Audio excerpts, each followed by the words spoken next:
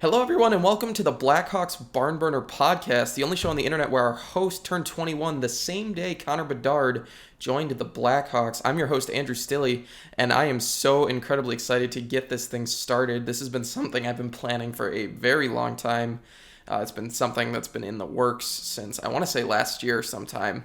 So we're finally getting it running after about a year, 2 years of planning and preparation and having it be a radio show for a little bit. But we're finally here. We're on the podcast, and I am so excited to finally get to cover my favorite NHL team. Debatably, I would say it's between that and the Sharks, but we'll say it's the Blackhawks for the sake of the podcast. And I think it's going to be a super fun time. I got a lot of fun things in the works that I am getting going here. We'll be doing a bunch of stuff over the next coming weeks. I'm going to do a bi-weekly setup, not only so I don't overwhelm myself, but also just because we're in the off season right now. There's not a lot to talk about, except for these next few episodes. There'll probably be a decent amount to talk about as we just got through the NHL Entry Draft in the year 2023, which saw the Blackhawks picking first overall. We'll get to that in a little bit. And then the next episode will be covering free agency because that'll be starting in 2 days from when this is being recorded.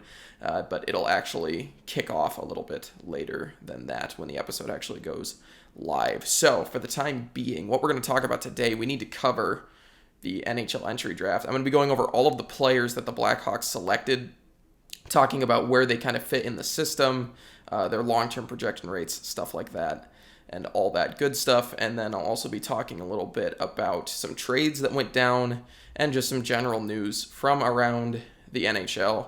I will mention for all of my YouTube viewers specifically, which if you're listening to this not on YouTube, if you're listening to it as something else, there is a visual version of this, which is just my silly little face with some graphics. That's the plan, at least. And that version, I am currently on vacation.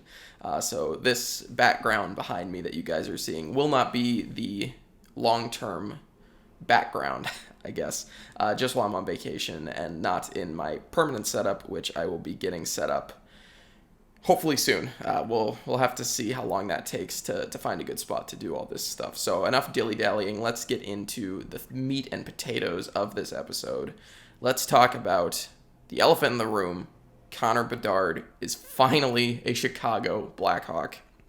I am so incredibly excited I can say that and have it be official, because it was not official for a very long time. But we are official now. We can officially say that Connor Bedard is a draft pick of the Chicago Blackhawks. So at the time of recording this, he has not signed his entry-level contract, which the 2nd through 7th round of the draft just got done a matter of minutes ago. So it's not super surprising that Connor Bedard isn't actually signed fully yet. I'm guessing that's not something that'll happen for at least a few more days, maybe even longer than that, to be honest. It's hard to tell. So for right now, Connor Bedard is nothing more than a draft pick. But saying that Connor Bedard is nothing more than a draft pick is actually doing a huge disservice to this man's career, just that he's had so far, and talking about everything that he projects to be as a member of the Chicago Blackhawks. I mean, it's kind of ridiculous that we were able to get him. We were so incredibly fortunate that Connor Bedard managed to slip right to the Chicago Blackhawks, which obviously a lot of fans were not pumped about. But me being a fan of this team, I was very, very excited. So we're going to go over all of the draft picks, but we got to start with the first one, Connor Bedard. He had 143 points in 57 games with the Regina Pats in the WHL, which is ridiculous. Those numbers are absolutely insane. You know, it's pretty common that you see good prospects be the leaders in their respective CHL leagues, or any league for that matter, a year or so after they're drafted. Normally makes sense for that to be the case. But for Bedard, he was leading the WHL well before a year after he was drafted. He was the leading scorer. It was not even close. He's got elite shooting skills, elite playmaking skills. He's a super fast skater. And just a super nice guy. I don't know if anyone else got that impression. I'm sure a lot of people did watching the draft. But Connor Bedard just genuinely seemed like a very nice guy. And someone that I am thrilled that I'm going to get to watch as a fan of this team for hopefully a long time to come. I'm hoping that he plays his entire career with the Blackhawks and he pans out to be everything that he was projected to be, because that'll be a really special player if that's the case. So you really can't pick better than Bedard. Only if Connor McDavid or Austin Matthews or someone like that was available, I guess. But without those guys being available, because why the hell would they be available? Bedard was as good as you were going to get. So I'm incredibly excited that Bedard is here, and he's going to be awesome as a Blackhawk. I'm guessing he'll get the captaincy role. I would kind of be shocked if anyone else managed to get it. But you never know. I mean, there's so much time before that happens. Obviously, Tays just left. So, trying to pick who the next captain is going to be, it's not the easiest thing to do. And it's just something that, you want to sit and think about before you make that call. But just seeing the natural charisma and leadership of Bedard already as a 17-year-old, it's hard to think that they'll give anyone else that title. Maybe Reichel. I could see Reichel getting it. And obviously there's a few years before they've really grown into their prime that someone like, I don't know, Connor Murphy, right, could be the guy that gets the captaincy, which would make sense. He's been there. He's the longest serving player on the Blackhawks currently. So it would make sense. Maybe they'll give it to Seth Jones, which, man, the people who listen to this, all of my listeners, you should be thrilled that this podcast did not start the day that Seth Jones was traded to the Blackhawks. Because if that was happening, if I had to make an episode on that, it wouldn't be pretty. It would be terrible. It'd just be a lot of me screaming for 30 minutes, which is actually kind of just, what I do in general. But it wasn't happy screaming. It was sad screaming. It was bad, but yeah, that's a topic for another time. Doesn't really matter. Either way, so just going back to Bedard, thrilled that he's going to be on this team. He's going to be fantastic, and we'll see what his future holds. But that was not the only pick that was made in the first round this year by the Blackhawks. Well, or just in general, I guess. But the Blackhawks had another pick that we got in the Brandon Hagel trade. It was a year ago now, a little over a year ago. And that trade was already looking pretty good in the sense that we got 2 first-round picks out of it, and Radish was looking really good. Kachuk, hit or miss sometimes, but Radish was impressing me. But then we got the 19th pick with it. And there were rumors that Davidson was actually trying to ship that pick, was trying to see if he could move up, because he wanted to draft Oliver Moore. And he did not think that Moore was going to be available at 19, so he was trying to move up. And after trying to move up for a while, nothing was, really biting. So he just stuck with 19. And sure enough, Oliver Moore was available. And so, how could you not take Oliver Moore when he's available? So that's who they selected with the 19th overall pick. Oliver Moore was a very good player for the NTDP team. He had 75 points in 61 games, which for the NTDP program, it's no Will Smith numbers, who the Sharks took, who's my other favorite team. But it's still phenomenal numbers, and especially at 19, you'd think a guy like that wouldn't be available. He's very fast, very skilled. And obviously there's a little bit of work that needs to be done to his game still, but considering that this draft is as stacked as it is, you're going to have people that go at 19 that can still project to be first-line players.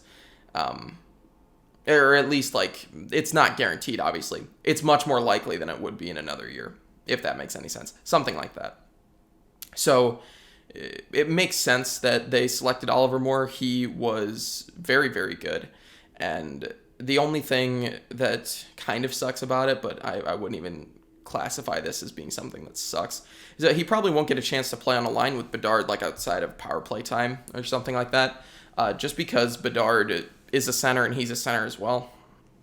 It's unlikely. That being said, he is a skilled passer, so passing to Bedard, you could probably rack up a lot of points that way. But, they took the best player available, in my opinion. There were a lot of people thinking that maybe Andrew Stille gets taken at 19, which he ended up dropping into the second round, so they could have taken him in the second round still. But, Andrew Stille was someone that they thought about well, at least a lot of fans thought that it was possible because he was seen very highly by Bedard. And at this point, you kind of have to go into the draft with the mindset of, we're getting Bedard for sure. We need to find people to build around Bedard. And they did. I mean, they found plenty of players that they can build around Bedard with. So I think it'll be interesting to see, how Moore projects as a player. I think he'll end up being probably second-line player.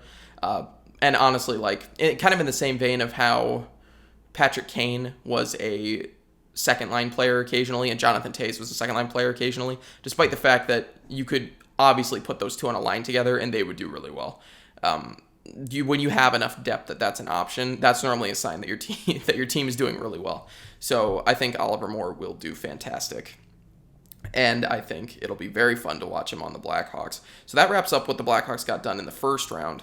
Then after the 28th ended and we got into today, the 29th, things started to get a little bit interesting. Not in a bad way.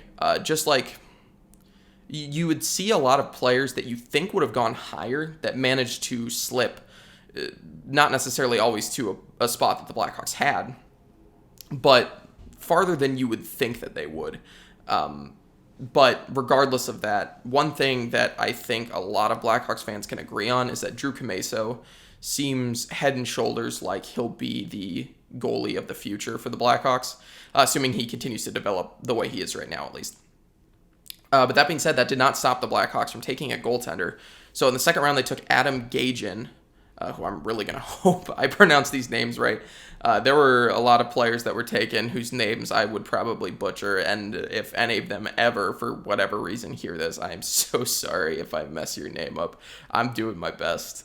But the Blackhawks selected Gagin. He was an interesting pick, and not in a bad way, I don't think. But just in the sense that he was not the best goalie available, or at least projection-wise, he was not the best goalie available. Michael Hrabal was pretty much consensus number one goalie in this draft.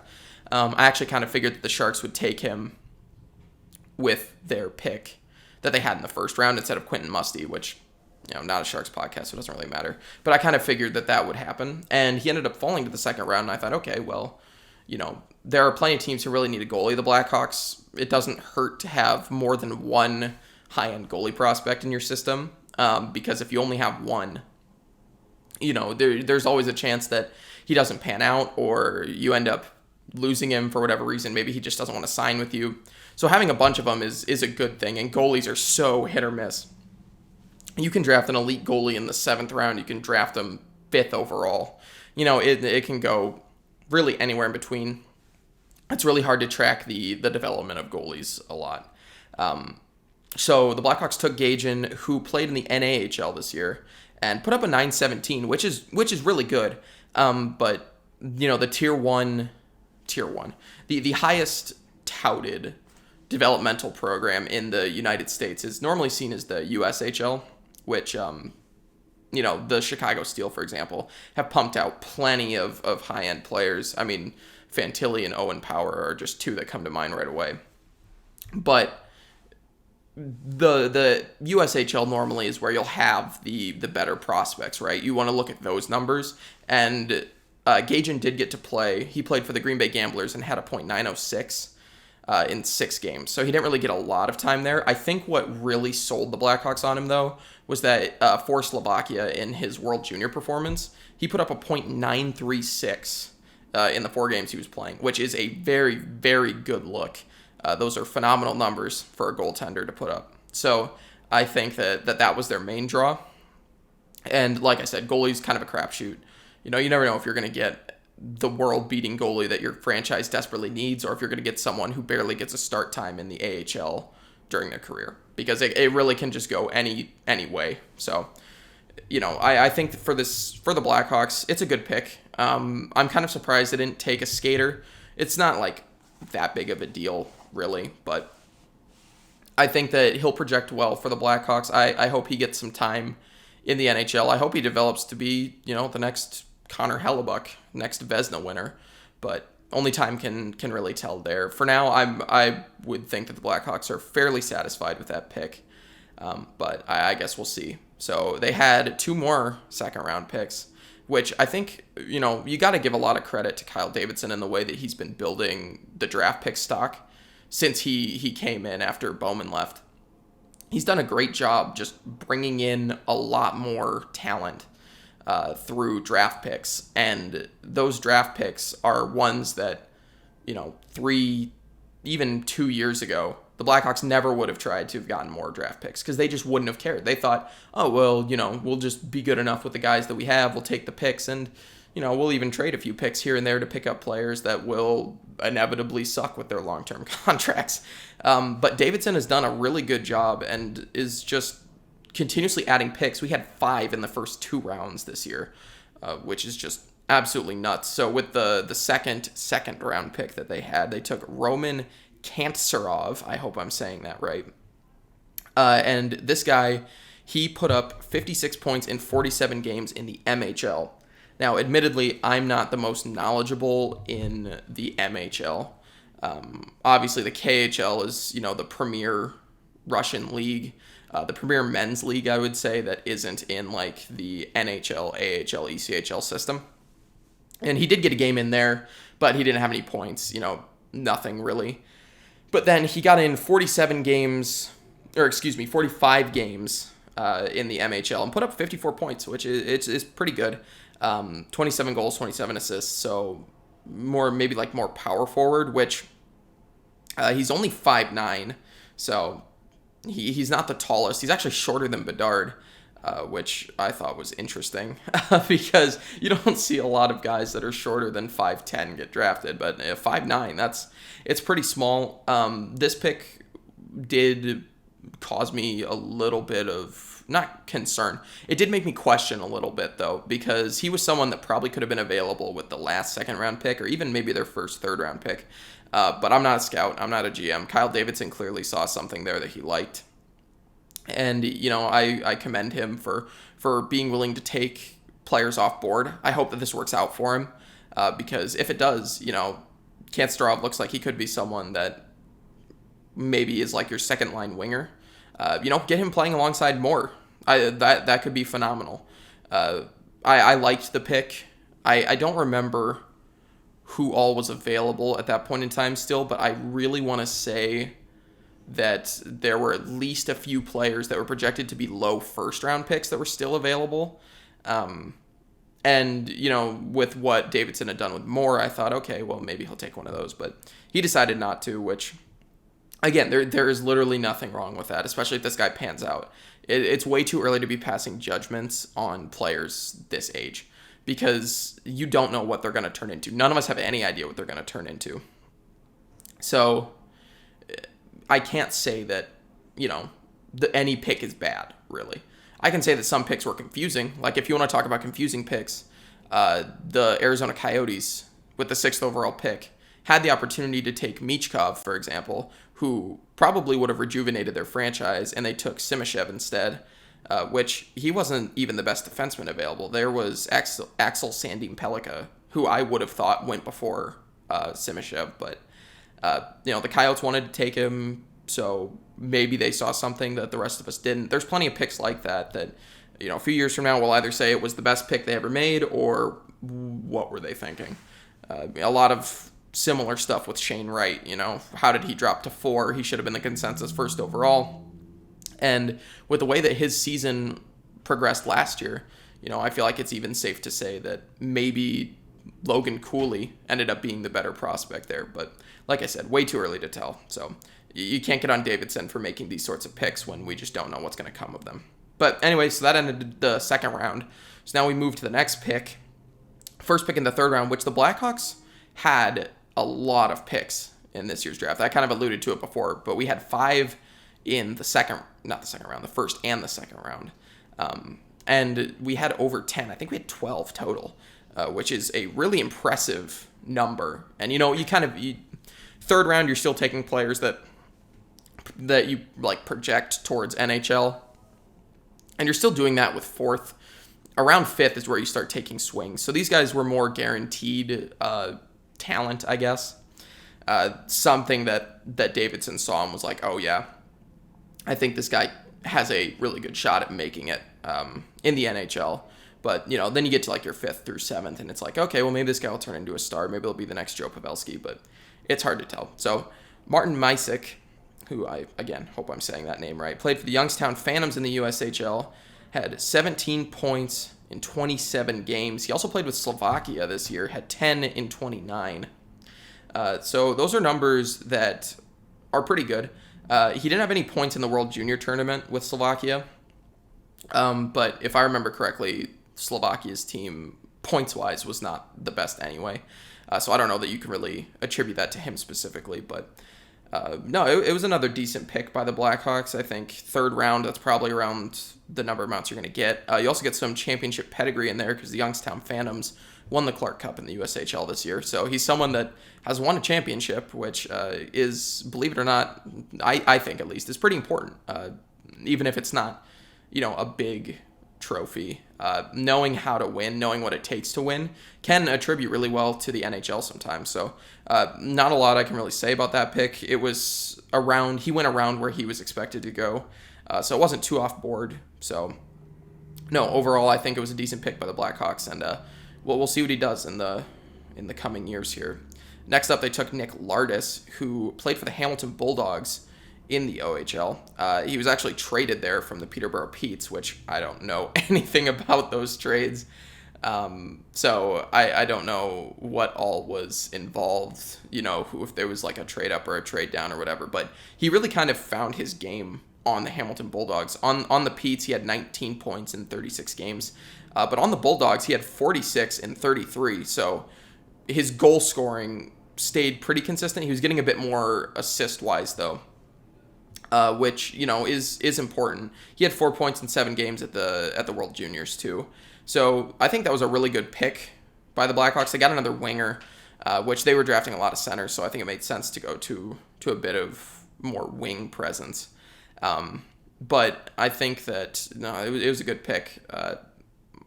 You get out of the first round, you start seeing these guys go. There's not a lot you can really say about them. I don't think that the Blackhawks made a bad pick in this draft, really. I think they had a few reaches, and I think that they had a few ones that were a little questionable, but none of them were bad, I would say. So this guy's 17. He's still got a long way to go before anyone can really say anything about him positively or negatively. And I think just having more players like that who found their game on a new team, it shows that they had the talent, that maybe they just didn't tap into it on a different team because of, line restraints. Maybe they weren't getting enough ice time.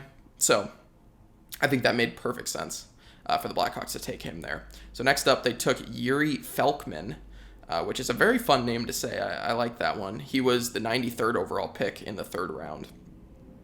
And this year, he played in a Swiss league that I'm not even going to try to pronounce, and had 31 points in 40 games, which is pretty good. World Junior numbers, 2 in 5.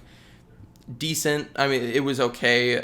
They went back to a center. This was when they started taking centers again.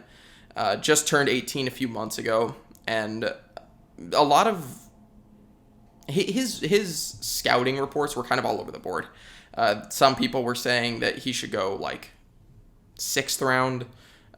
Some people had him going 3rd round. His scouting reports aren't very consistent, so it's hard to say. But Kyle Davidson clearly saw something there. And I think that those numbers in the Swiss League are actually, pretty good. I think that they're numbers that if you look at, I don't know how good that league is, but, and maybe this is the wrong ideology to have, but in my opinion, if you're capable of putting up a point per game status, right, in any league you play in, you can translate that to a higher league once you start getting accustomed to that type of game. Not everyone can score above a point per game unless you're smurfing and you're fantastic in a Bantam AAA league. But I think that sort of production can always be transposed somewhere else. And he wasn't point per game; he was 10 points under it. But it's close enough that I think it's possible. So no, I think that was a decent pick by the Blackhawks, and we'll see what he pans out to when he gets some more time. Next up, they took Alex Ferrand from what team was he on? He was on the Sudbury Wolves. Okay, that's what I thought. He had 39 points in 67 games, which was pretty good. I also remember them talking about he was involved in some big trades. I remember one was Chase Stillman. Do I remember who the other one was? I don't remember who the other one was, but he was involved in the Chase Stillman trade. And he kind of got moved around quite a bit. But he had decent numbers. And, he's big. He's 6'3", so he's not as fast as, your smaller players who don't have as much trouble getting up there in speed. But he had decent numbers. I'm happy with the pick. I don't think the Blackhawks did a bad job there at all. And, we'll see what he turns into.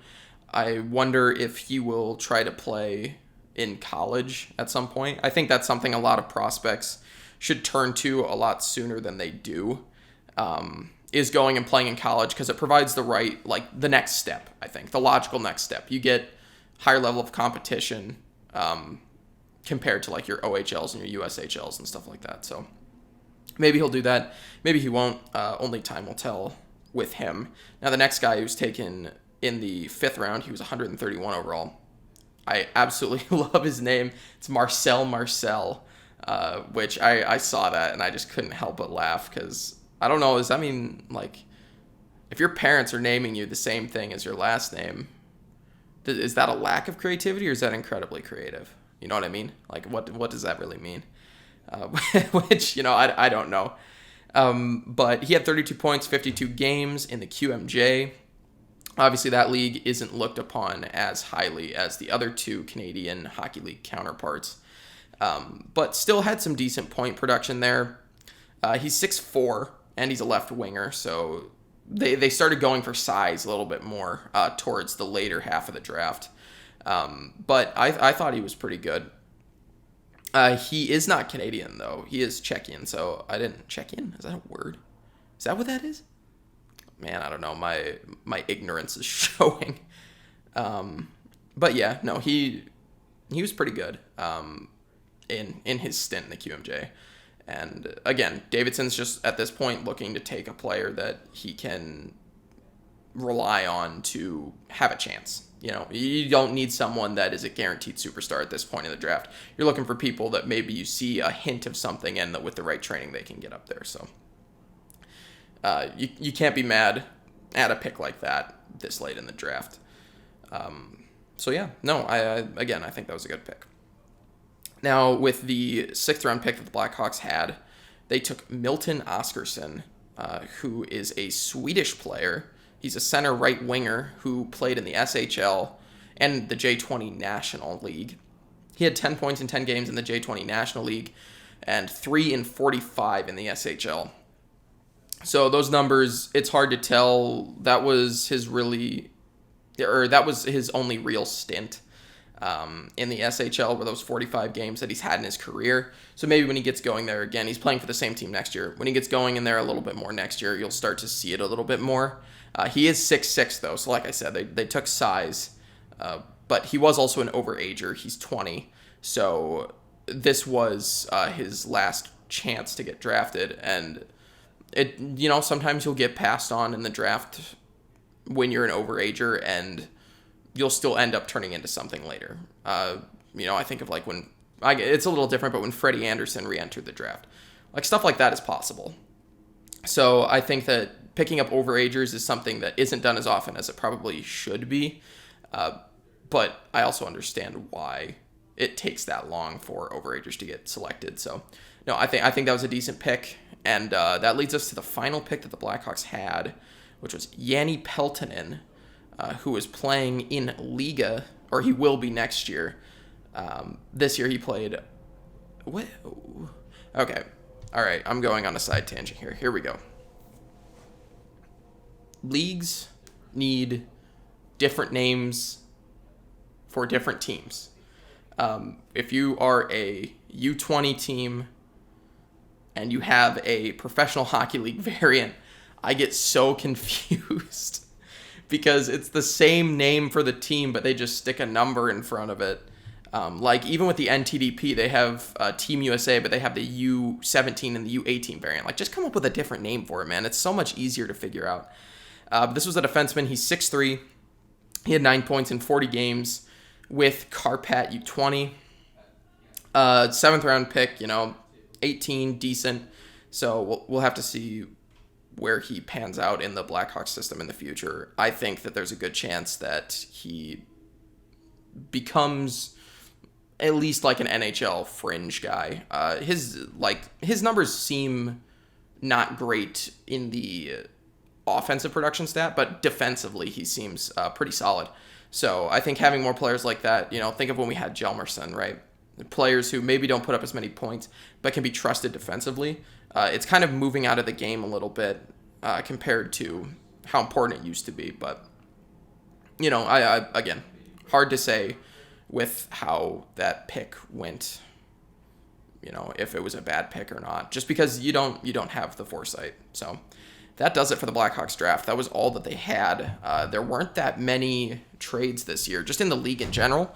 But I do think it's worth talking about that there were a few trades on the Blackhawks end, that's for sure. So they had previously talked about trying to trade up, and it didn't work, which oddly enough, there were no trades in the first round at all. So it wasn't as on your toes as you were last year during the draft.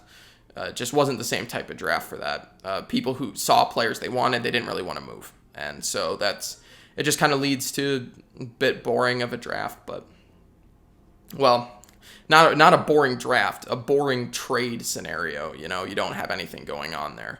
But it was a really fun draft to watch regardless. But so during day one, there weren't any trades. Day two was a little bit different. There was one trade involving players that wasn't the Blackhawks, and that was the Kailer Yamamoto deal to Detroit.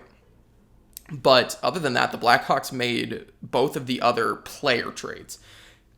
There were a lot of trades that happened that involved not players, but picks, just moving picks here and there.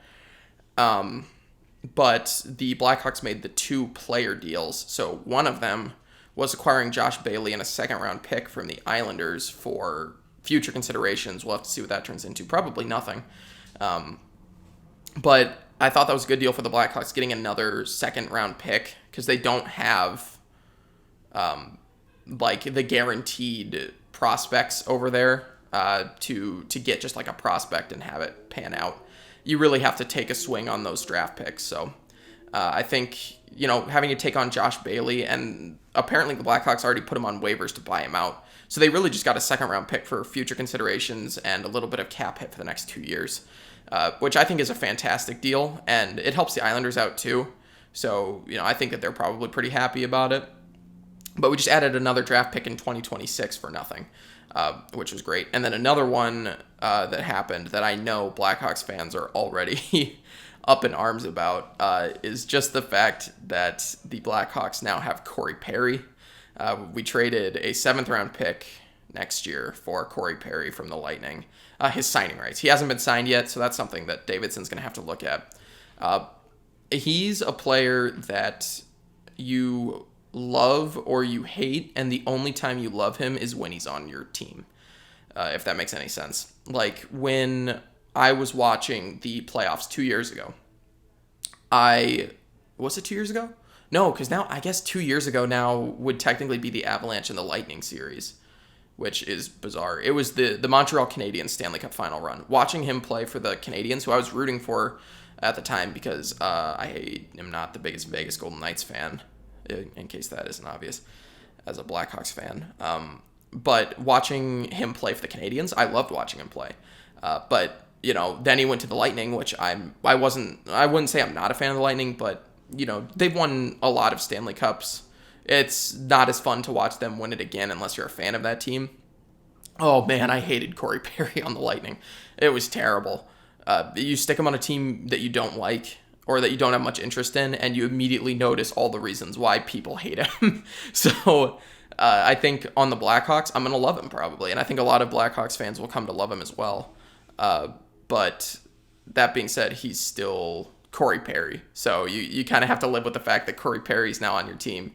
But I think it's going to be good to have him playing there to protect Bedard, because I do worry. I know that he's incredibly fast, and it probably isn't something you need to worry about too much. But just because he's a little bit smaller, I feel like that there's a good chance that someone could just throw a body into him because it's Connor Bedard. And you got to take him out if you want to, have a shot at shutting him down. I worry that he could get injured because of that. So having people like Perry, other bigger bodies who, will stand up for teammates like that. Plus Perry, at one point was one of the best players in the league. So it doesn't hurt to have another player like that on the Blackhawks helping, which they did get that with Taylor Hall, which I should probably talk about as well. But Perry is more likely, I think, to just go out there and start hitting people if you start messing with a guy like Bedard. So assuming he signs with the Blackhawks, which as of right now there's been no news on yet, I think that that could be phenomenal. I think that could work out really well for them. But I guess we'll have to see. Maybe I'll still hate Corey Perry on the Blackhawks. I doubt it, but maybe. It's possible. But yeah, they did also get Taylor Hall. This happened before the draft, and I'm sure, most Blackhawks fans are already so well aware of it by this point. But we got Foligno, and we also got Taylor Hall from the Bruins for 2 AHL caliber players, Ian Mitchell, who maybe would have developed into something if given a little bit more time, and Alex Regula. So they now have Taylor Hall to play alongside of Bedard, which he did get a little bit of playing time in with McDavid and also with Jack Hughes when they were developing. So I think it's incredibly possible that Taylor Hall can help Connor Bedard's career go in the right direction. I don't know that Bedard really needs that help. I think that he's fully capable of being talented enough on his own that he doesn't need that help, but you never know. And it's good to have someone like that just in case that he does need, that sort of help transitioning into the league. So I think that Davidson's done a really good job setting this team up for success so far. But that being said, we won't really know until free agency goes, at least a little bit of time has passed in that aspect, what this team's going to look like for next year. There's so many roster spots that could be changing between now and a week from today. So we'll have to see what happens in free agency, who the Blackhawks decide to take. I will keep everybody updated on the Blackhawks Barnburner Twitter account, which if you're not following, you should go follow that Twitter account. I'll have it in the end card, along with all the other socials and stuff like that, if you're watching on YouTube. But if you are just listening to the podcast, wow, I can't even speak my own Twitter handle. I think my brain is still a little fried from the Connor Bedard selection. I think that it was so fun that I just kind of, I'm excited to be a Blackhawks fan again. And I think that that's something I haven't felt as a Blackhawk fan for a very long time. It's just genuine excitement to watch this team again. It's gonna be phenomenal. But if you want to follow me on Twitter, BlackhawksBB. Also, my personal account, Andrew_Stille. Those are both be available. You can listen to either, or you can follow me on either one of them to get the latest for all the Blackhawks news and things like that. So, thank you all for tuning in to the first episode of the Blackhawks Barnburner Podcast. I've been Andrew Stille. I will have some new stuff in the next draft. We're going to have some in the next episode. We're going to have some end card stuff. We'll have an intro and an outro, hopefully. All that good jazz. So it's going to be fun. I'm very excited to be doing this, and I hope that you guys are excited to tune in. So again, thank you all for listening, and I will see you all next week.